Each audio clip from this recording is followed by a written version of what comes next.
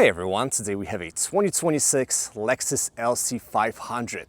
Sadly, 2026 is the last model year for this Japanese GT, and if you want to get one, now it's your chance and you will love it. Let's get some specs out of the way.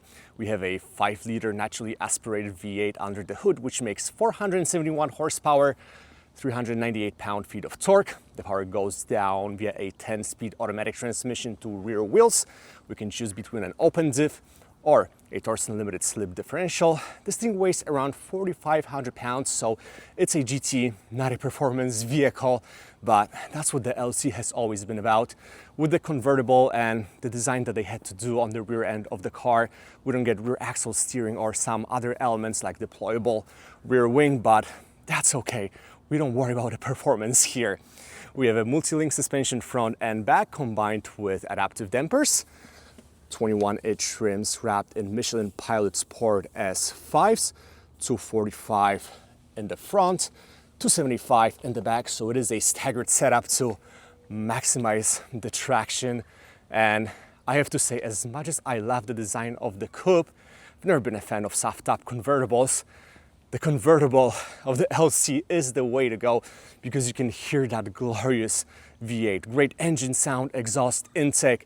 It sounds simply amazing. Here's the heart of this thing and the reason why this car is so awesome. Great gearing for the transmission and how they tuned the exhaust. It's simply amazing, and I think every car enthusiast will agree that this is one of the best sounding modern V8s. We're gonna take a quick look inside before we drop the top. The front seats are very comfortable, provide decent support for a GT. They're heated and cooled, and have something that Mercedes calls air scarf technology. I don't know what it's called in Lexus language, but basically it's gonna blow hot air on colder days if you drive with the top down, and you can really be doing high speeds up to 80 miles an hour with zero wind buffeting. So Lexus did a very great job with aerodynamics of this thing. All right, let's start this thing up. And that glorious V8 wakes up to life. We can shut the door and open up the top. We have to lift up this panel and have our controller here. Folding and putting the top back up takes around 15 seconds, so not too long. And you can do it up to 25 miles an hour and simply enjoy this gorgeous cabin. The build quality, the quality of materials and everything about it is just amazing. Most elements are bespoke to the LC and you get what you paid for. It's crazy to say that this thing costs over $100,000, but it definitely feels like a car that's worth much more. You would have to get to a level of Porsche, Bentley or Rolls-Royce to get something similar. Maserati is nowhere near what Lexus offers here. Variety of different materials, textures, leather everywhere. Everything is solid, feels expensive, and really makes you enjoy this car. Right in front of us, we have a customizable gauge cluster that we're used to at this point with the Lexus LC. The center dial moves and you can display different information, change some settings. The design is gonna change based on the mode that you have the car in. That's pretty cool. Just gonna leave it in comfort mode. With the facelift that happened in 2024, Lexus got rid of the integrated screen into the dash and gave us this. I'll give it a pass because the system works much better. It has wireless Apple CarPlay, Android Auto, so everything you need. Very good Mark Levinson sound system. That's also one thing that Lexus is known for. You can be bumping audio at max volume and it's still gonna have that clarity and softness of a high-end sound system. The storage across the cabin isn't much. We have one cup holder here, something that we can use as a cup holder there. Extra space under the armrest, USB type A and C ports, 12-volt socket. And look how this armrest closes with grace. Just like that. Here's our glove box. The door pockets are also not gonna blow your mind, but this is AGT. You're not buying this thing for practicality. Let's take a look at the back seat. I'm telling you right now, I will not be getting in there because I'm 6'1". Would be almost impossible for me to fit back there. And we have that windscreen, wind deflector in place, which helps driving at higher speeds. Pricing starts at around $100,000 for the LC500. We're talking about the convertible model. It's gonna be additional few $1,000, and our tester, the Inspiration Series, every year Lexus has done a different Inspiration Series of the LC. We're looking at around $120,000 to get some dark chrome elements, unique rims and paint. This wind color looks like a flat paint, but has some sparkle to it, so when the sun hits it, it shines a little bit more.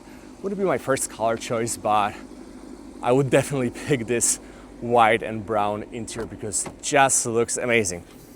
All right, let's get going. Let's take a quick look at the camera system. It does have a 360-degree camera, and it's a pretty high resolution. Cannot complain about it, and it comes in handy because the hood is very low, so to avoid any scrapes or scratches, it's good to be able to pull it out when we're getting into a parking spot.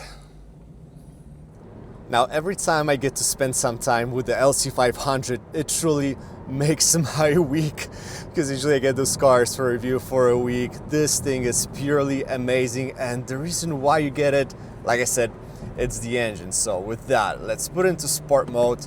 We can engage a manual mode, do a couple of downshifts, and listen to that glorious V8. What the engineers did with exhaust tuning, with the induction noise, is just purely fantastic. And the engine itself is a true masterpiece. Very smooth, linear power delivery, all the way up to 7,300 RPM. You get that screaming V8, and that's the main reason why you buy this car. It has some deficiencies when it comes to driving dynamics. It doesn't handle well. It has a lot of body roll and twist, especially as a convertible, because Lexus had to make some sacrifices after dropping the top. But I am totally fine with that because the powertrain simply makes you forget about everything else. The 10-speed transmission that the LC uses is very quick to respond in sport mode. During everyday driving, it is a little bit clunky and there are some lurches, but you'll be totally fine with that. Let's see if we can just quickly launch this thing, go back into drive. We don't have launch control per se, but I'm just gonna slightly brake torque it.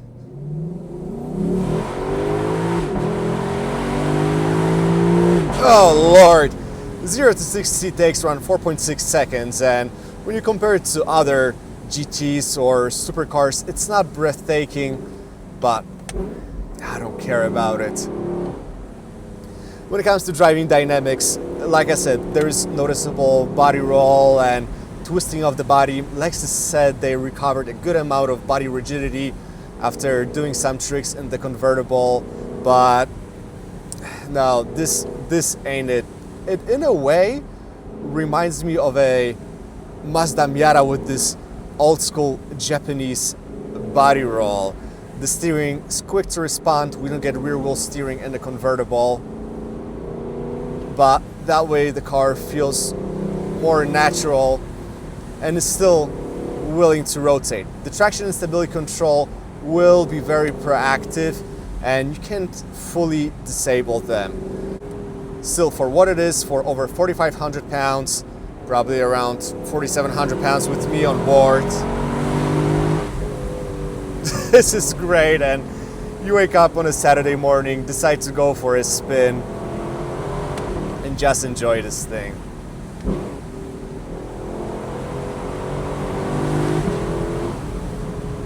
All right, let's go back into comfort mode. Put the transmission back in drive and talk about what it's like to live with the LC on a daily basis. If you're an introvert, you're not gonna like it because after dropping the top, everyone looks at you. This thing is a huge looker and I love every single thing about it.